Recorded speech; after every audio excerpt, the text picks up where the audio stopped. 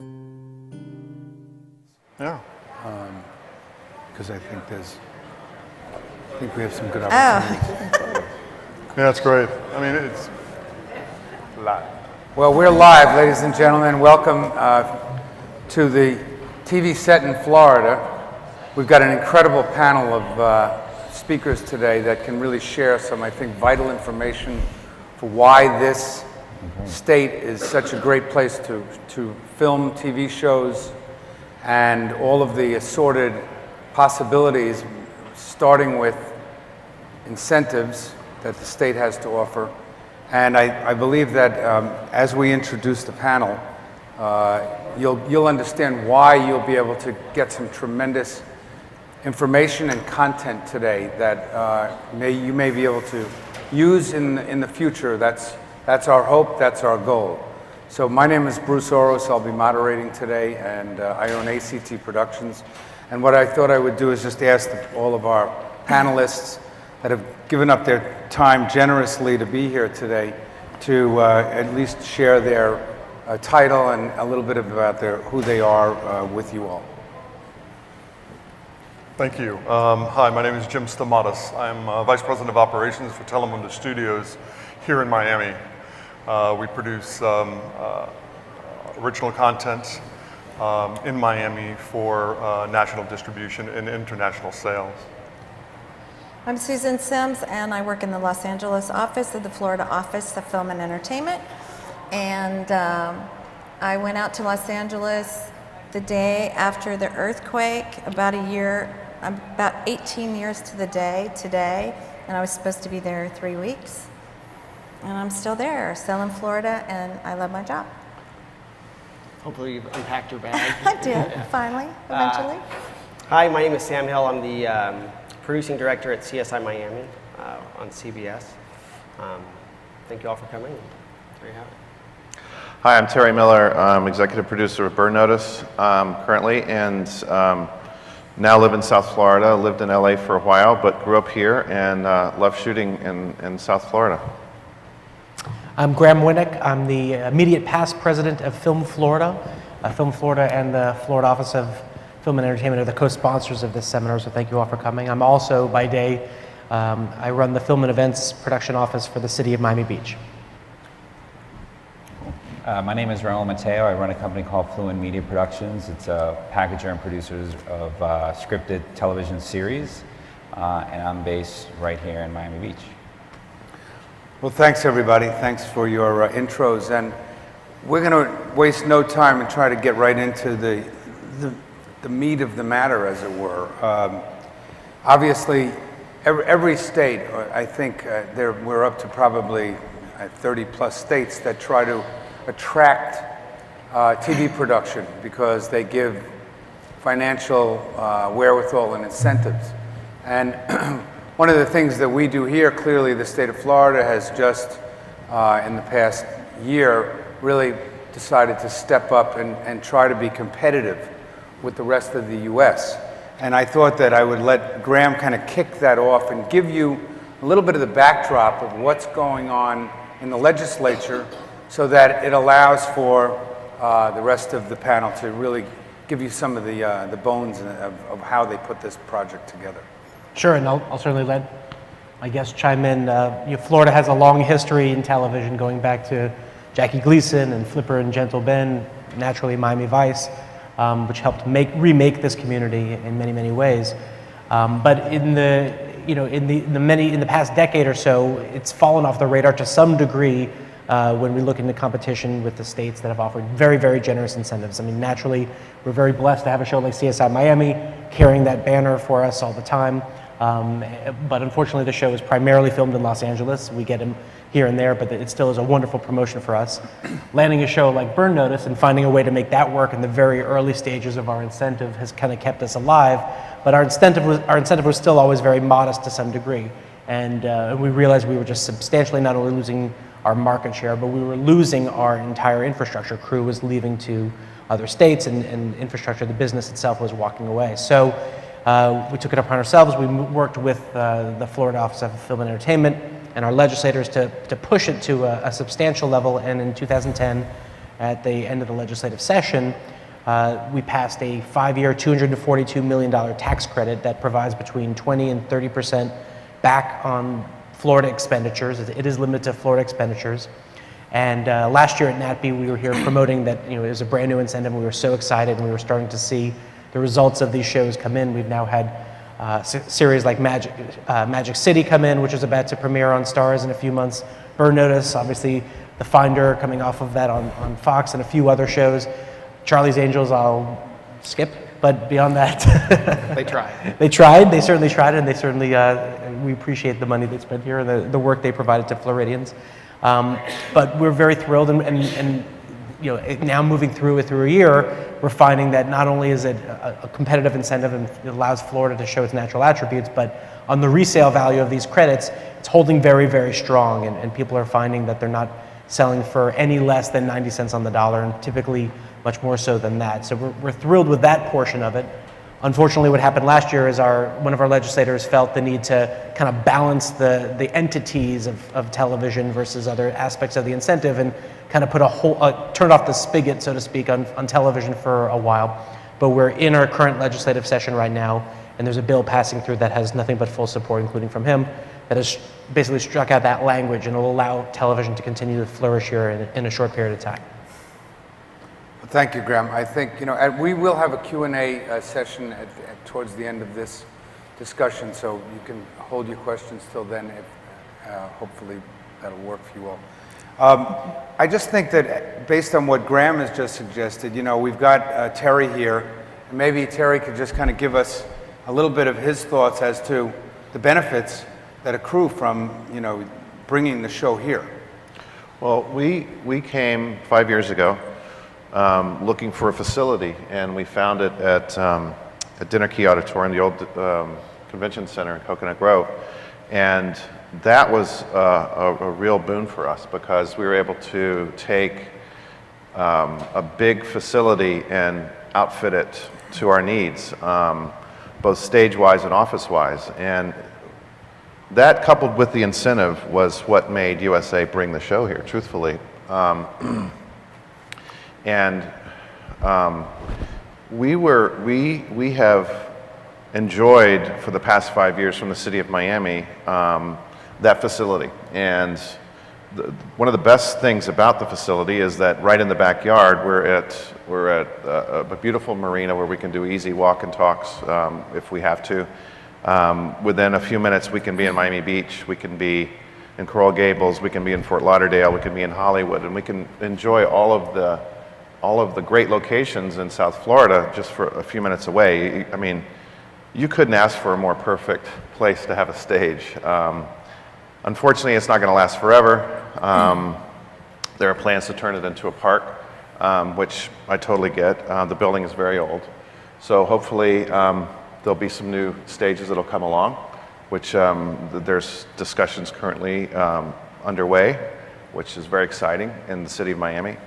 And what I think has happened in the past few years, for us at least, is that we started off with the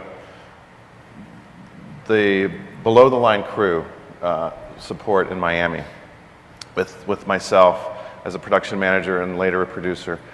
And everybody else came from LA, most of the other department heads. Currently, we now, and I'm really proud to say this, we have our DP, who is local, we have our production designer, who is local, we have our wardrobe designer, who is local. And really all we bring, and myself, who's local now, so we really just have kind of grown a super crew on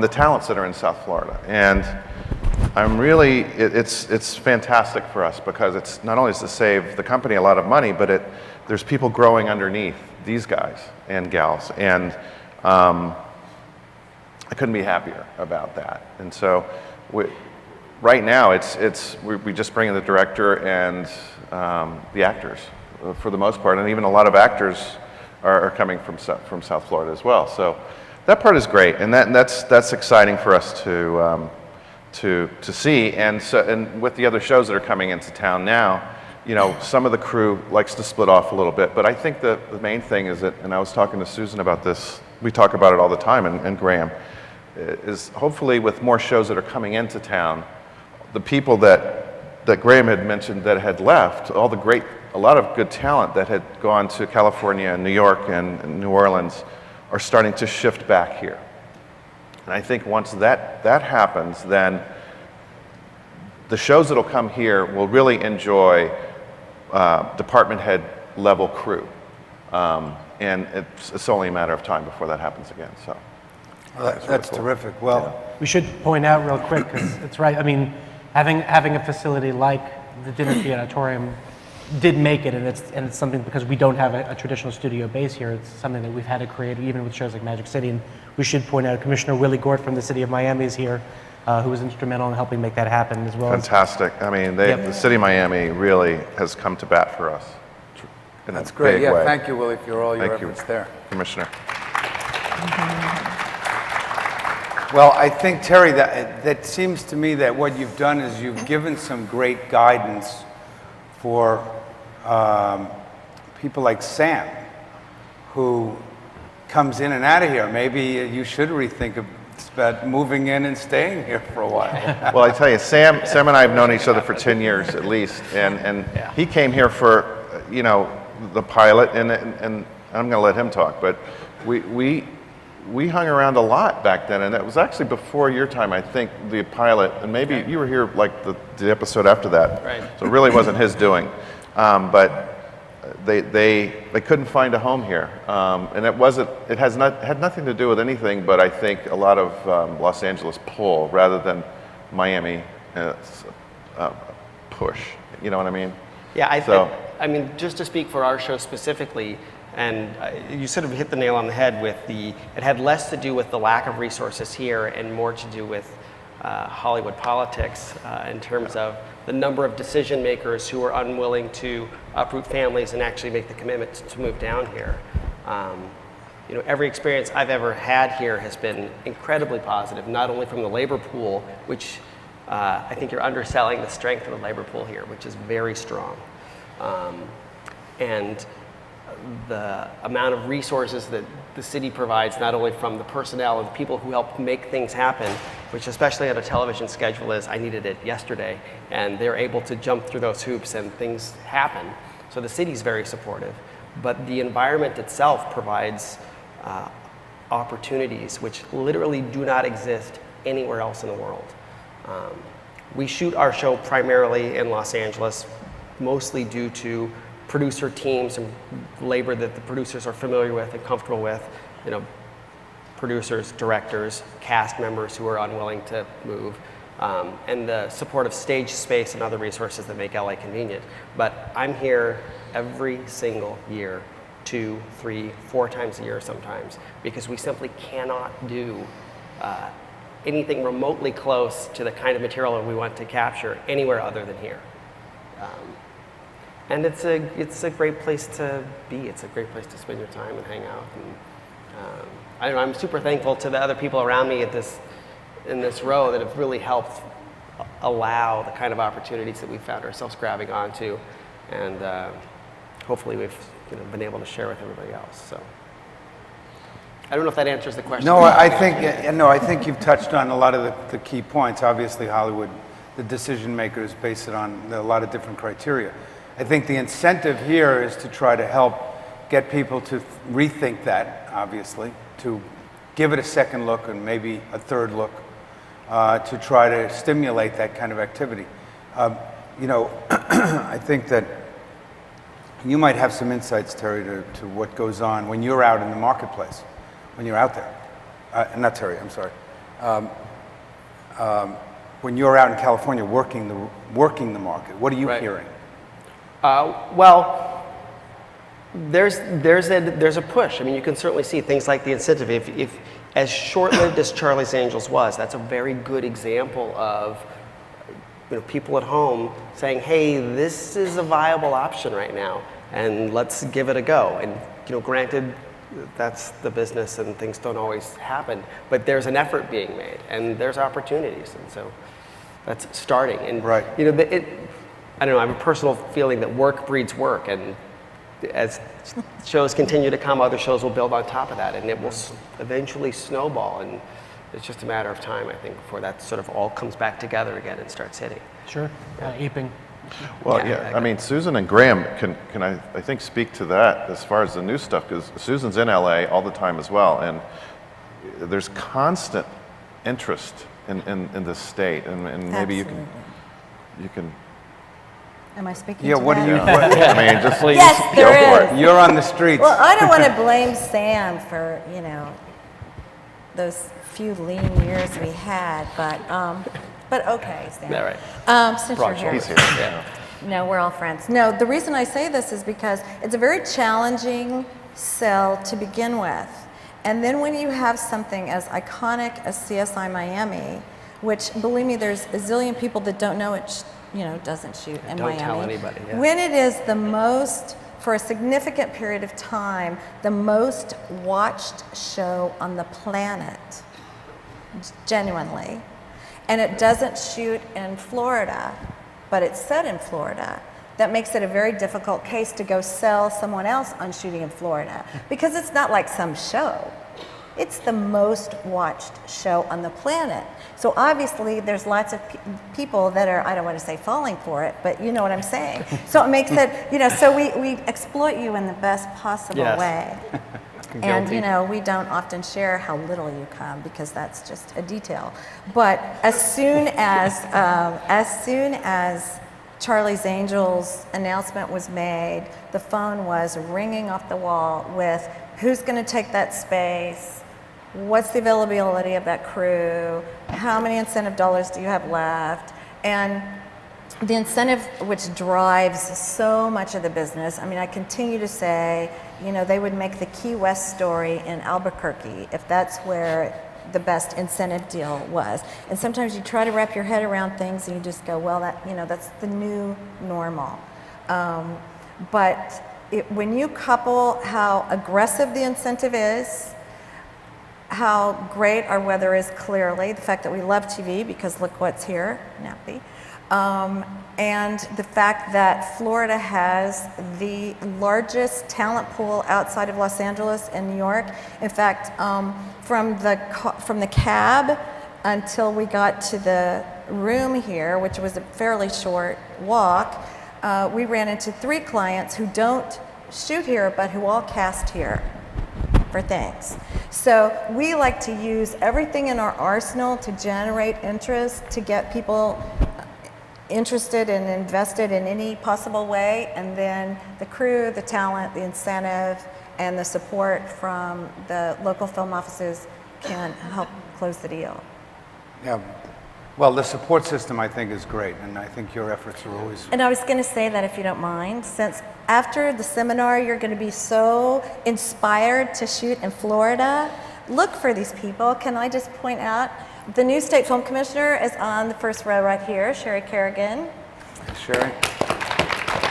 And Herb Miller, who's our incentive administrator, a production accountant in his previous life, is on the second row here, Mr. Miller. Yes, thank you, Herb. And I just have to say what great comments we get, because the fact that we look so smart because our incentive guy is a production accountant.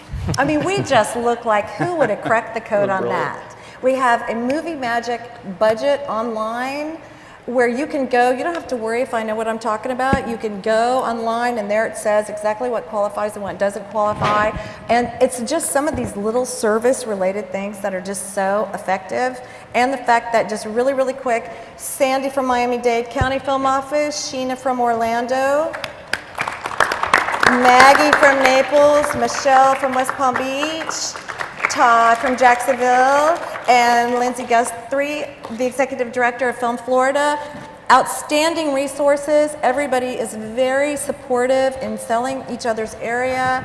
It's a collaborative effort, and it's truly something that we enjoy, that I can tell you a lot of other states do not. It's, who shot JR, and we just really don't do that. in Florida, and the clients notice it, and it gives them a really, you know, a sanguine feeling that, you know, going on location is scary enough. Somebody's got my back. Terrific. Thank you for that. Sure. I think, you know, Jim is one of the anchor tenants here. They've got a lot of bricks and mortar here. They, you know, Telemundo is probably, you know, one of the great brands that broadcasts from here, and they've got headquarters here, and they employ a lot of people. So maybe, Jim, you can pick it up and tell us about... Yeah, I'd love to. You know, Telemundo for Miami, I'm slightly different than the rest of the panel, or most of the panelists here, in that, you know, we're born and bred here. We've been shooting in Miami for about 8 years, and you know, there's a couple aspects that are super important to us, and I'd like to share them. You know, one is that, you know, we're currently, right now, I've got about 450 hours in production as we speak. On the street. So I've got about 450 to 500 people literally on the street, you know, in studio and on the street. And the support that we get from the city, you know, whether it be the film office or whether it be whatever the circumstances, is incredible. You know, it gives you a really nice, warm and fuzzy feeling. Because it's a difficult job to be on the street. You know, any of us know that, you know, producing on the street just inherently is a difficult scenario. And, you know, the more help that we get, the better off we are. And we get a lot of support, and Telemundo can be a difficult client. And I think that, you know, the city historically, or cities historically, have kind of, you know, stepped up and helped, and the Film Commission has been behind us 100%. And, you know, I can't thank them enough for that. Incentive-wise, you know, it's incredibly important to us. We're doing about 1,200 hours worth of original content per year, which is a lot of hours, and you know, a good share of that is being done in Miami. And I'd love to do more, and we'd like to bring more production to Miami, and we've actually kind of started to swing that pendulum back in this direction.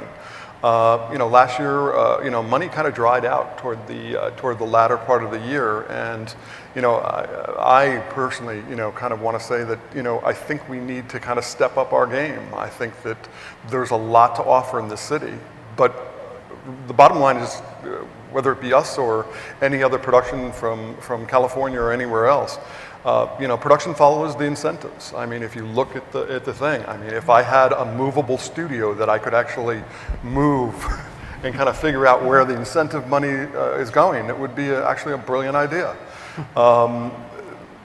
But the point being, I think it is important for all of us. You know, locally, we employ hundreds of people. We support a lot of, you know, cottage industry. You know, whether it be grip and electric or catering or any other support system. You know, a lot of dollars are poured into the city and are kept here. You know, my home is paid for Telemundo, and you know, and there's others on this dais that have the same situation. But the incentive dollars are important, so I think it's something that we know. I encourage us to kind of develop more. And can I just butt in, because I didn't see him sitting here? Poor Vinny, the City of Miami Film Commissioner. I have been surgically attached to him for 2 days, and I'm sorry I didn't see you, but on the second row. Thank you. I didn't mean to leave you out. Well, Jim, have you actually made inroads into actually capturing some of the incentives? Have you? Yeah, actually, we're very active in the incentive. I can say that probably we've done about 18 shows, a series here, and of that, probably at least half of them have been incentivized. Current show that I'm just starting is not, because the money ran out, but 2 of the ones that are currently in production are incentivized. So you know, we've enjoyed that, and you know, hope to continue. I hope they can figure out a system that works for everybody, where you know, having no cap is probably not very realistic, but at least if there is some sustainable plan in mind that, and I think this is important. I think we need to look at it as a long-term exercise. I think it's very difficult for a show that may be looking to come here, that's going to be based here for a number of years, to say, okay, you know, you got an incentive plan this year, but what about next? What about the next year?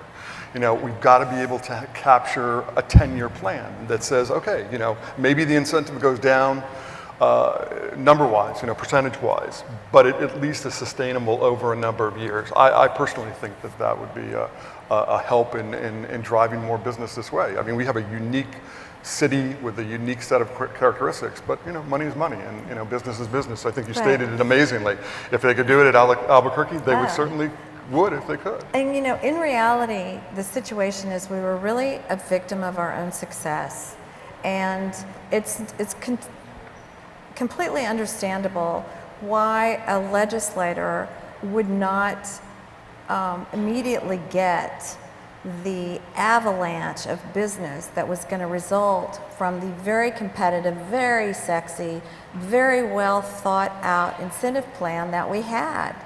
And, frankly, there was a run on the bank. So the bottom line is there actually were dollars left, you just couldn't get to them. Yeah, actually. Because it was, which made it additionally painful. It's Yeah, like, 'cause they're here's right your there, I just can't show, get here's my money, you can't get here. Exactly. But what happened was our incentive has always been first come, first serve. And this was designed way back in the day. It kept us, above, out of the newspapers and top of minds with our clients, because they know it does not matter who's your buddy, who's your friend, who do you know, it's who's first in line. And you can't believe, or maybe you can, the things people tell us, oh, but ours has a tourism component, and ours is about this, and you star in ours, or whatever. It doesn't matter. The point is, are you next in line? Okay, fine. And because of some of the challenges that we have with our incentive, because it's so Florida-centric, and we're so proud of it, we don't rebate on non-residents, and we don't rebate on equipment and other goods and services that come from out of state. We are very fiduciary to the taxpayers, and you know what? The clients get it, and they're not asking us truthfully to be more aggressive on the particulars. They just want a bigger pile of money. So because our incentive has always been first come, first serve, and because there are some things that we don't do that make us ideal for those big films, but what we are great for is TV. We're a TV state, and we're all about that. That's okay with us. Our bread and butter is television. We have TV crews, we have TV stages, we have TV equipment. We're just all about TV. And we love digital media and games and features and all that way cool stuff. But the lion's share of the bodies out there for a long time have been making television and making it really well. So we said, you know what, we're going to do something different. Instead of trying to be kind of pregnant and, all things to all people, let's just front load the business that's trying to beat down our door. But we had to be able to promise them, just like you said, if you're first come, first serve, but then there's no line, then what about next year? Where's my first come, first serve? So that was kind of the trick bag that we got into. So if you were one of the 6 series that got the lifespan of our program, that got your tax credits, you're a happy guy. And if you aren't, then clearly you weren't. But the clients at least got it, and they said, you know what, here's a stay, messy as that may be, and hopefully that's getting fixed literally as we speak, which is why Sherry's down there on her BlackBerry. But the clients got it because they said, here's a state that thinks long term. They get that I need to have a decision 5 years out. And so I think when that gets fixed, that'll be really fixed. Yeah, I think it is critical to the business plan because, your guys behind you are looking at productions 2 years from now. Right. So, they need to understand that, that stream is available to them. And for us, we're different. But if you look at the, combination of home base, whether it be Telemundo or Univision or, you name the vision, right? It's an important component to the industry. We, as Terry was mentioning earlier about training people up, we've had literally hundreds of people go through the facility, and that infrastructure that now exists in Miami, has been put together over those years, and training those people up, and it's actually created the infrastructure necessary to actually capture the Burns and the Charlie's Angels and the next series that will come to town. I think that speaks really volumes to the incentive program. I think what you two both just illustrated is how important it is to the industry. Mm-hmm. It's a new staple of the business. Raul is formerly William Morris and is now become a producer. So, I'm sure you probably have your thoughts about how impactful this could be on something you might be in development with? Well, as I hear everybody talk about, what I know for sure is that networks in LA don't make decisions based on crews. It's based on creative and secondarily money. And I have 2 series in development, one at the CW, one at the ABC, which maybe by the end of this panel I'll know whether they're going forward or not. And we've never had a single conversation about where we're going to shoot. It's strictly based on the creative. And then once that switch is turned on, we're going to go to wherever makes the best possible sense and where it's easiest. And there is a push because the writer on my CW show only wants to be in LA, so that's never going to come here. But everything else, it's really where can you really go? And I think the state of Florida is extremely confusing and complicated to really make it viable, to have a long-term plan. And I think this first come, first serve doesn't serve the state well. I understand that politicians need to do that because you've got to be fair and open for everybody else. But I look at what Burn Notice does, and I would give him 3 times the money they're getting, because all TV is not created equal. Unfortunately, that's really the truth. What they do is way beyond however many people they employ here.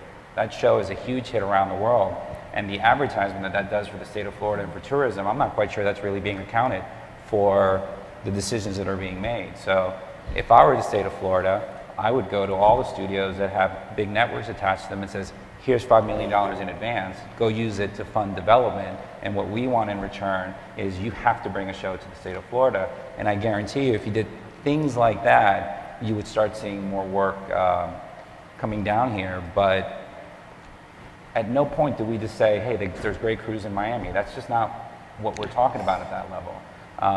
And you're fighting a business that's LA-centric. That's really where they want to be. The studios want to be there every day at the set, at the table reads, and all those things.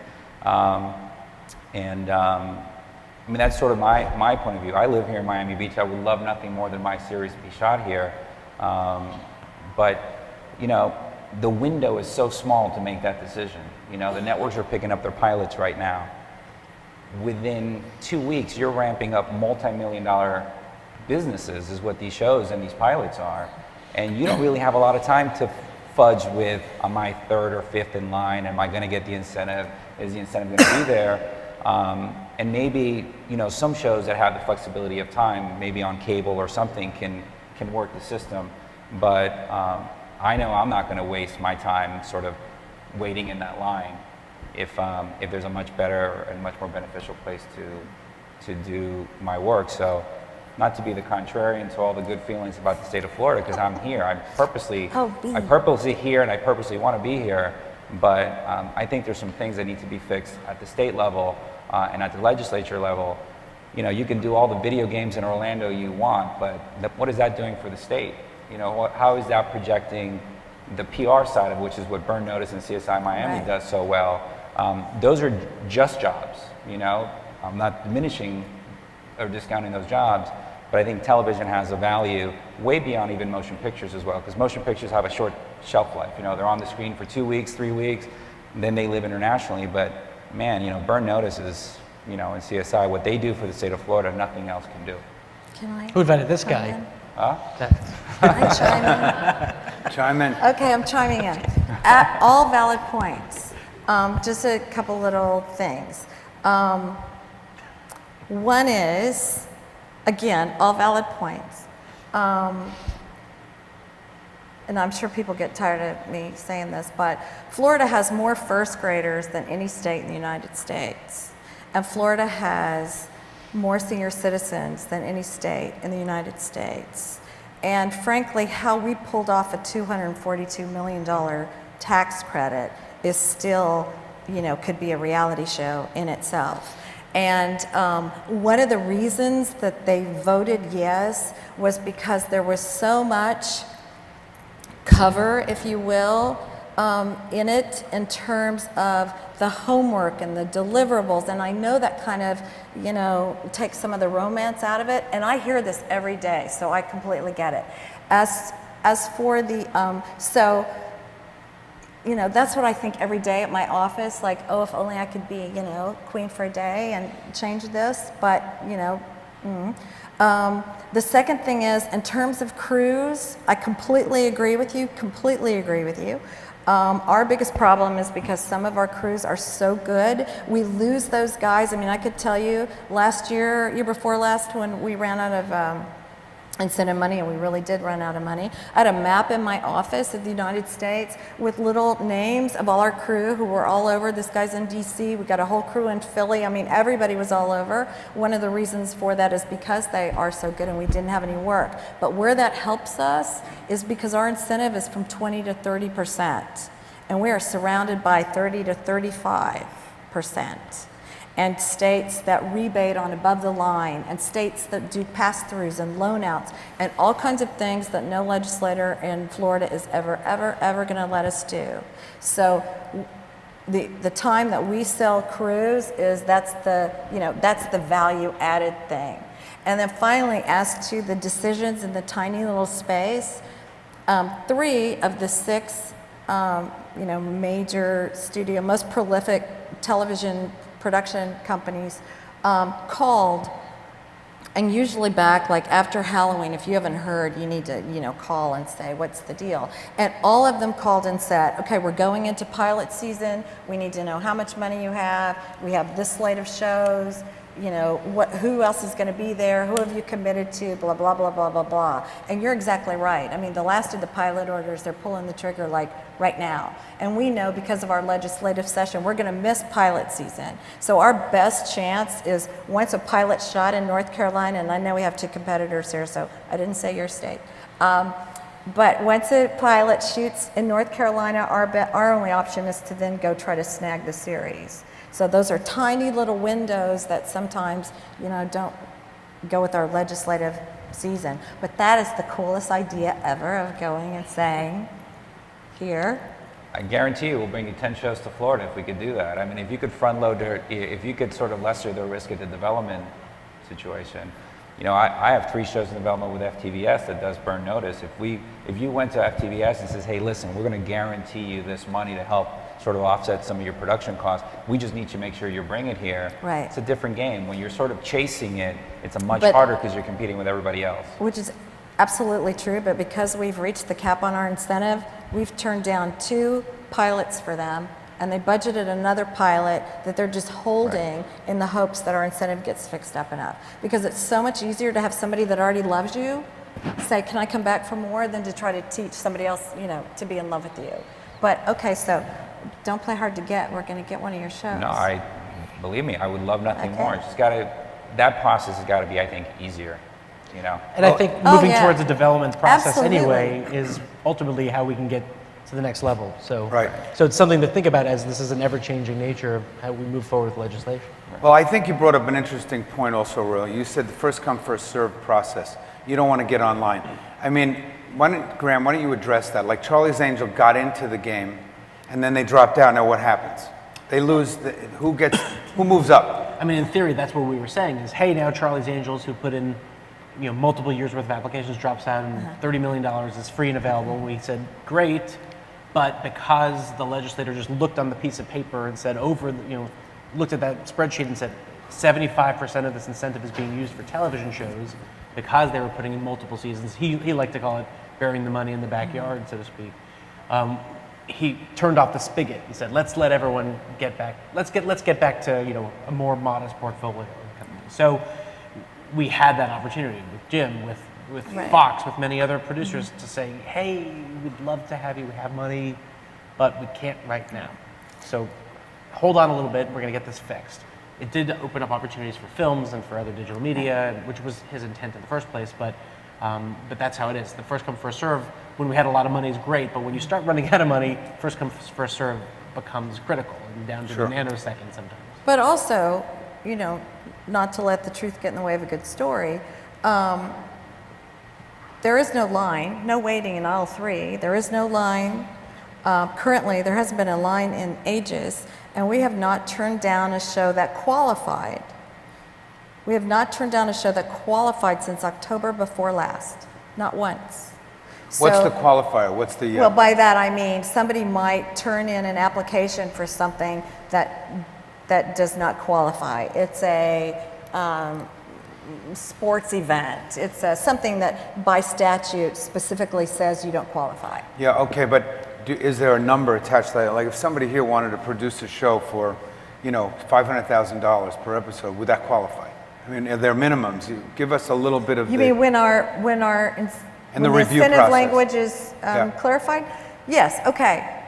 And let me just say too, all the details are on the website. It is so easy. We're complimented about it all the time because some of them are kind of, convoluted. And plus the fact that, again, did I mention production accountant? And Herb, whose nose is in numbers all day long, loves nothing more than to be able to find clients money they didn't know they were getting. It's like the most fun game. And, that could be another show too, probably. But yes, there's 3 queues. And they're on the website, as I said. The main queue that has a minimum spend of $625,000. There's a second queue for television and television and music videos. And then the indie queue and emerging media, which is kind of our experimental queue and our indigenous people queue and our go take a chance queue, which has a minimum spend of $100,000. And there's all kinds of details about what the requirements are, but it's, for the most part, it's very easy. And the television I think that we're talking about is the high impact television. And high impact, the definition of high impact is you have to have an order for 7 episodes or more and a Florida spend of $625 or more. Per episode? Per episode. So there is really a queue for everybody. I mean, there is something in there for everybody. And we keep, the language that we've all cumulatively asked for this year is just like kind of little tweaky administrivia stuff that you probably wouldn't even know or care about. So the big ask is, fix the TV. Because the boat is sinking from the weight of the fish jumping in the boat. I mean, they want to come to Florida. They want to come. And there's really good stories going back. And it doesn't, Burn Notice or Magic City or The Glades or In-Betweeners or whatever the show is, them going back to New York or LA and saying, I had a good experience is worth more than we could spend on promotions and advertising and, NATPE shows. That's great. Well, I think we should open this up for questions. Does anybody would like to ask the panel any questions, or if the panelists... I should also just clarify, Susan, the website for the Incentive Administration and for the Florida office is filminflorida.com. Okay. And there are books on your chairs if you don't have them, you grab on the way out, and it's on the front. Right. And there's a copy of all the documents. Another thing, then I'll be quiet. Another thing that we do is we actually have a copy of every single document you are ever going to see or want to know about, including the contract on the website. So you don't have to worry about kind of falling in love with us and then having something scary happen to you when you see the contract. It is all on there. And you can call and talk to anybody in our office about any of the little details about it. We can get our counsel on the phone if you have any problem. And people love that. You have to make it easy, easy, easy, easy. Great. Question in the front row. Hi, I just have a quick question. It's kind of a two-parter. You believe that the incentives here in Florida have definitely helped you and brought more productions to the state of Florida, correct? Correct. So let's say that every state did away with incentives. We no longer have incentives. How would Florida compete then for production? I am so old that I can actually go back to that happy time where we used to say, I need a jungle, I need a beach, I need a road, I need a school I can blow up. And that was it. It was like, who had the best jungles, who had the best beaches? And that's when, crew and airports and hotels and, sexy accoutrements made lots of sense. At that time and always, we were number 3. Nobody close. Our crew base was number 3. Nobody close. Which is one of the reasons we don't rebate on Florida residents, because for the longest time we had the 3rd largest crew base. So IA and Teamsters, et cetera. So when we didn't have an incentive, and the incentive game was the game everybody was playing, there was no way that we could justify paying a crew person from outside the state to come to Florida to work on a film when we had 1,378 guys sitting around going, well, what are you doing?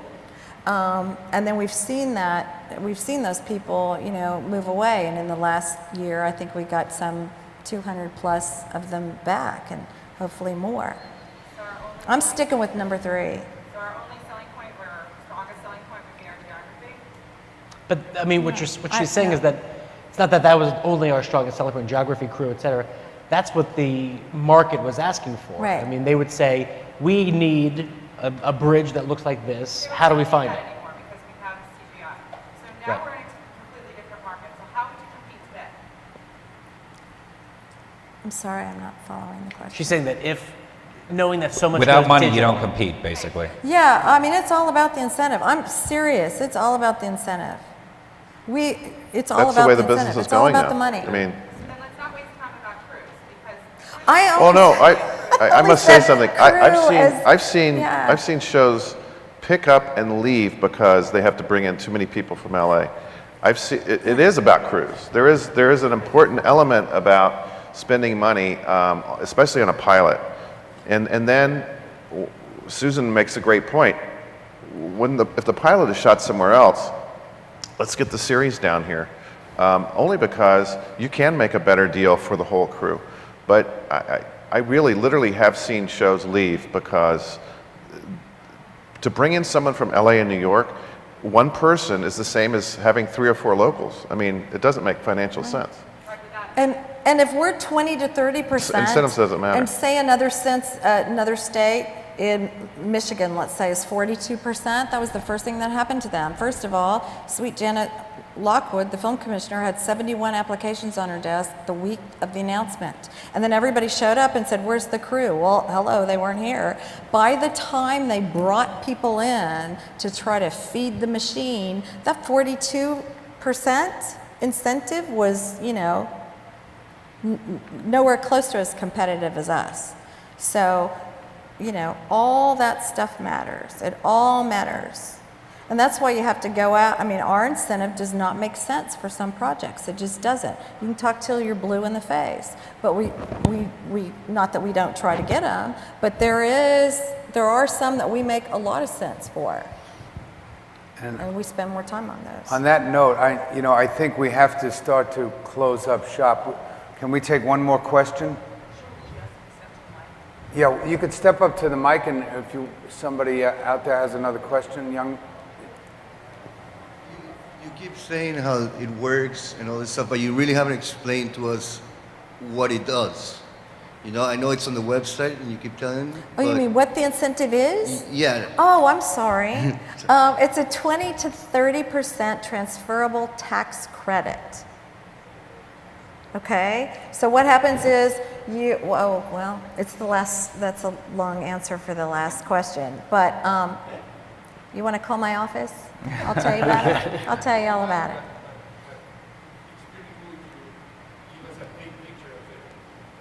I'm sorry. A snapshot. Just an Oh, overall. okay. So it's a transferable tax credit. So what you do is you fill out your application, your budget, your script, your production schedule. You send it into Herb. Herb looks at it all. He calls you. He asks you any questions he has about the little minutia of your application. You get a letter that says if you in fact do this and spend these dollars in Florida, you qualify for X dollars. Okay, you get a letter with the seal. It's cool. Okay. Then you go and you make your project, whatever that is, and then at the end, your CPA, you take all your production accountant receipts and stuff. You give them to the CPA. He sits there and pours over them, gives them to Herb. We slide food under the door to Herb, who takes another look-see at it, looks at the numbers. We cannot give you more money than you were qualified for or certified for, okay? And at the end, there's some drama that you don't care about because it's too long, but really easy. You get a letter from the state that says this is your tax credit, and then I guess you're trying to figure out what happens then. Okay, then there are people lined up to buy that tax credit from you, like planes on the tarmac. Because in which country? Did you say It's which from country? here, from yes. locally. So, right, locally, anyone can buy the tax credit from you, and you can use it for, they can use it for sales tax or corporate income tax, and they will chase you to get it. It's very competitive. The industry cannot believe how competitive it is. It's very well regarded. People are turning it around in some cases. A major studio turned theirs around in 3 days. So getting rid of it will not be a problem at all. And on that note, we would I'm love to sorry. stay longer, but thank you very much for your attending. Thank you all the panelists for really giving what a very qualified and detailed look at the incentive program. Thanks so much. Can we take one of these chairs home?